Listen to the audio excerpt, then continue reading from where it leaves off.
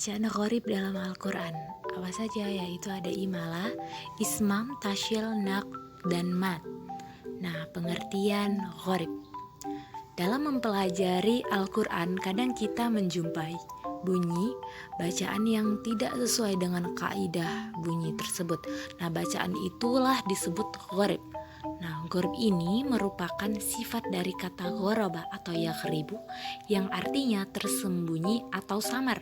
Menurut para ulama, artinya sesuatu yang perlu penjelasan khusus karena samarnya pembahasan atau karena rumitnya pembahasan, baik dari segi huruf, lafal, arti maupun pemahaman yang terdapat dalam Al-Quran. Adapun bacaan gharib yang akan kita kaji pada bab ini yaitu adalah imalah, ismam, tasyil, naqd, mat atau khas.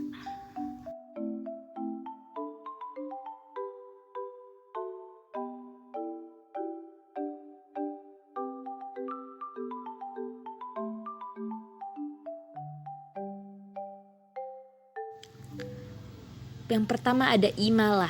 Secara bahasa berasal dari lafal amala yamilu, imalah condong atau miring.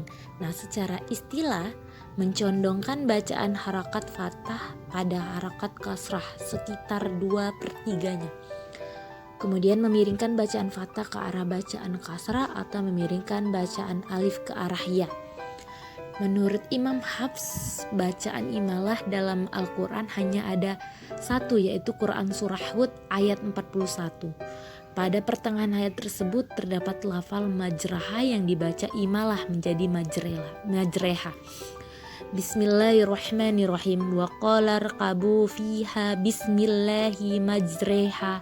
Nah, kata majraha di sini diganti majreha. Nah, A diganti huruf E. Seperti itu ya teman-teman. Yang kedua ismam. Ismam ini dalam bahasa artinya menggabungkan, memadukan, mencampurkan. Nah, dalam istilah mencampurkan dhammah pada sukun dengan memoncongkan bibir. Nah, dalam Al-Quran terdapat pada Quran Surah Yusuf ayat 11 hanya ada satu. Yang kita lihat lafaz di sini ya adalah tak manuna. Nah, kemudian akan diganti menjadi la ta'manna. Nah, membacanya itu dhammah ya teman-teman. Nah, itulah yang disebut bacaan ismam atau bacaan gharib, seperti itu. Yang ketiga ada tasyil, lunak atau meringankan. Nah, istilahnya membaca antara hamzah dan alif. Hamzah pertama dibaca tahqiq, jelas dan pendek, sedangkan hamzah kedua dibaca tasyil. Nah, dalam Quran bacaan tasyil ini hanya ada satu, yaitu di Quran Surah Fussilat ayat 44 dengan lafal a jamiyu. Nah, cara membacanya ini di tengah-tengah antara huruf hamzah dan huruf ha, sehingga lafal yang keluar tidak seperti hamzah, tidak juga seperti ha. Akan tetapi lafal yang keluar di tengah-tengah kedua huruf tersebut samar-samar ya teman-teman. Nah, kemudian yang keempat yaitu naql.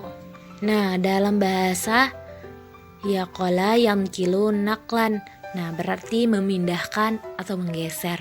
Nah, dalam istilah memindahkan harokat hamzah ke huruf mati sebelumnya dan setelah itu hamzahnya dibuang. Dalam Al-Quran terdapat pada Quran Surah Al-Hujurat. Nah, lafaz yang kita lihat di sini bi'sal ismu. Nah, selanjutnya akan dibaca naqd dengan bacaan bisalismu, bi'salismu. Nah, yakni memindahkan harokat alif atau kasrah pada huruf lam yang mati. Seperti itu ya teman-teman.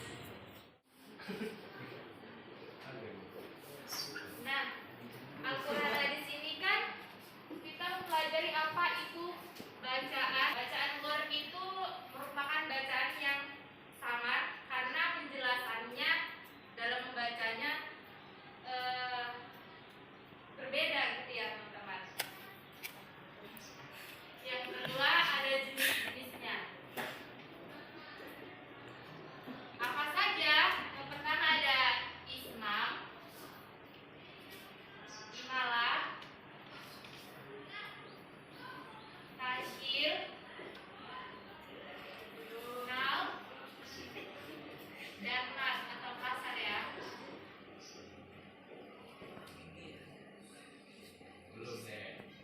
Ini artinya bacaan yang condong atau miring. Nah, contohnya di Quran surah Hud ayat 41.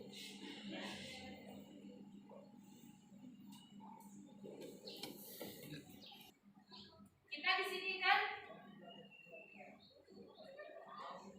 ini kan bacaannya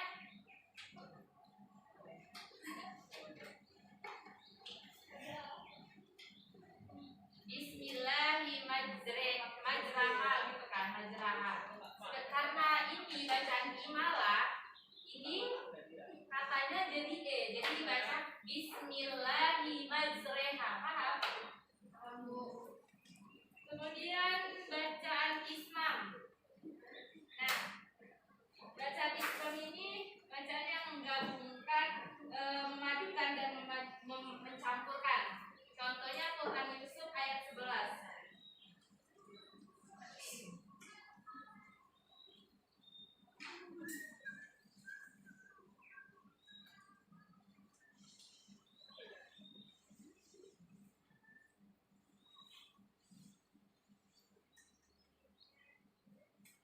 Nah, ini kan kalau dibaca la ta'manna kan, karena ini baca ismam, bacanya gini la ta'manna gitu. Jadi dia apa ya? Bibirnya tuh kayak agak apa ya? Condong ke depan gitu ya. Kemudian bacaan tasyil.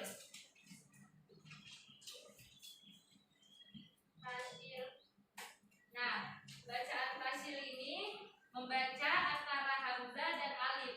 Nah, hamzah dibaca tahqiq atau jelas dan hamzah keduanya itu dibaca samar ya. Nah, seperti bacaannya di Quran surah Fussilat ayat 44 di ini.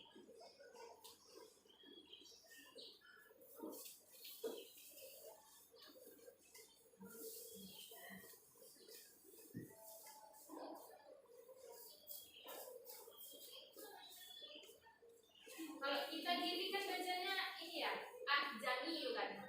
Ini bacanya ahjamiyu, dia yang a di sini dibaca jelas, a di sini dibaca enggak kepala ini jelas itu atau samar ya.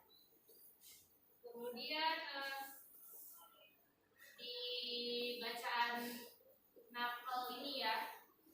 Nah, ini memindahkan atau menggeserkan. Contohnya Al-Hujurat ayat 11. Surahnya yang ini.